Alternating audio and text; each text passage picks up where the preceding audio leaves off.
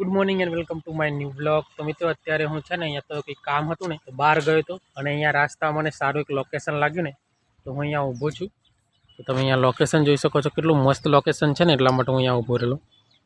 Bike પણ મેં અહીંયા મૂકી છે, જઈ શકો છો। અને જો અહીંયા ઠેલીમાં જો હું વાત કરું ને તો અહીંયા મેં અંદુરા લીધા છે।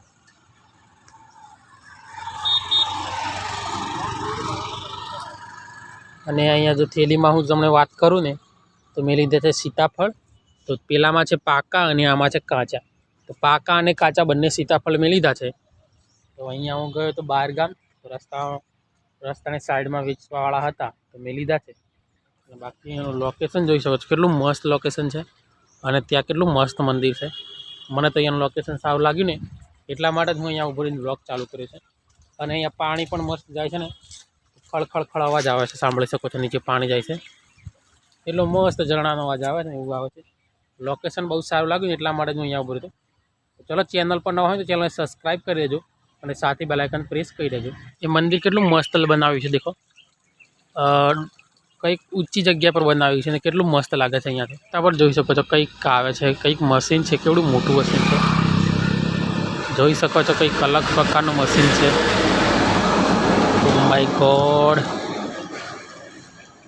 એવું લાગે ને આ તો ક્રેન હતી, એવું લાગે કે ક્રેન છે, એવું મશીન છે બહુ મોટું। આ લોકેશન ખબર હોય ને કમેન્ટ કરજો કે આ લોકેશન ક્યાં આવેલું છે અને હું ક્યાં ઊભો છું। તો હવે અત્યારે અહીંયાથી જઉં છું ઘરે, અને ઘરે જઈને જ બ્લોગિંગ કરીશ। હવે તો પહેલાં એક આંબો રોપ્યો હતો અને કોટ ઉપર મેં મૂક્યો હતો વાસણમાં આંબો રોપીને। તો એ આંબો છે ને સુકાઈ ગયો છે, તો હું તમને બતાવીશ કે આંબાની હાલત શું છે અત્યારે।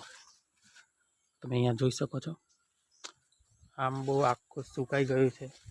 હવે મેં એને પાણી પણ પીવડાવ્યું, પણ ખબર નહીં કેમ સુકાઈ ગયો।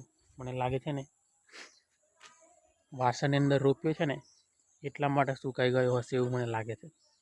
બાકી મેં ત્યાં આગળ આંબો રોપ્યો છે ને એ તો મસ્ત વળી ગયો છે। તો ચલો, એ આંબો તમને બતાવું। એ આંબો છે ને એ તો મસ્ત વળી ગયો છે, પેલો આંબો સુકાઈ ગયો બિલકુલ, જોઈ શકો છો। હવે અહીંયા ડીર પણ નાખવાની છે આંબો, એટલે આંબાને ટેન્શન લેવાની કોઈ જરૂર નથી, કારણ કે આંબો તો વળી ગયો છે, કમ્પ્લીટ થઈ ગયો છે।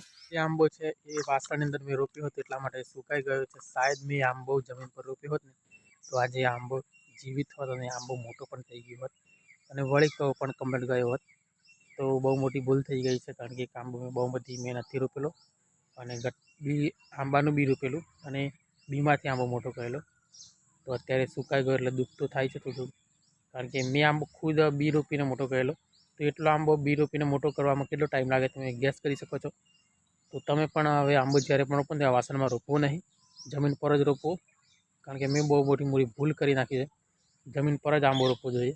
પણ મેં શાયદ એવું વિચારેલું કે આની પર વળી જશે તો પછી નેક્સ્ટ ટાઈમ આપણે જમીન પર રોપશું, પણ આંબો વળ્યો નહીં। તો હવે તમે પણ એવી ભૂલ ના કરતા,